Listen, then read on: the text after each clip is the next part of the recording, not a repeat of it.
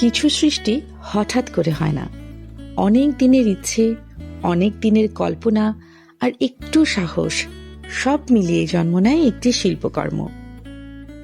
অনেকদিন ধরে ভাবছিলাম একটা ছোট্ট পদ্মপুকুর বানাবো। অবশেষে সাহস করে শুরু করে দিলাম।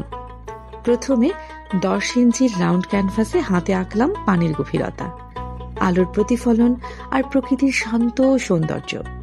তারপর একে একে ক্লে দিয়ে তৈরি করলাম পদ্মপাতা, ফুটন্ত পদ্মফুল আর ছোট্ট ছোট্ট কলি। প্রতিটি অংশ হাতে গড়া, ধৈর্য আর ভালোবাসা দিয়ে সাজানো, যাতে পুরো কাজটিতে ফুটে ওঠে সুন্দর একটি 3D অনুভূতি। সবকিছু ঠিকঠাক জায়গা মতো বসানোর পর এলো সবচেয়ে মুগ্ধ করার মুহূর্ত। স্বচ্ছ রেজিনের একটি স্তর ধীরে ধীরে ঢেলে দিলাম পুরো ক্যানভাস জুড়ে। একটা স্প্যাচুলা দিয়ে ছড়িয়ে দিলাম সমানভাবে।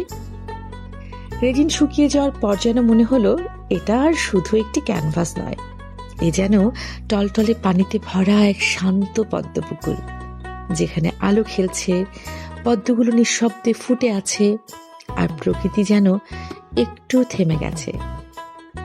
শিল্পের সবচেয়ে সুন্দর দিক হলো একটু রং, একটু মাটি আর অনেকটা ভালোবাসা মিলেই তৈরি হয় এমন কিছু যা শুধু চোখে দেখা যায় না, অনুভবও করা যায়। এটাই আমার হাতে তৈরি পদ্মপুকুর। আশা করি এই ছোট্ট সৃষ্টি আপনাদের মনেও একটুখানি শান্তির ছোঁয়া রেখে যাবে। রং কিন্তু কাস্টমাইজ করা যাবে, ক্যানভাসের সাইজটাও কাস্টমাইজ করা যাবে। ধন্যবাদ, ভালো থাকবেন।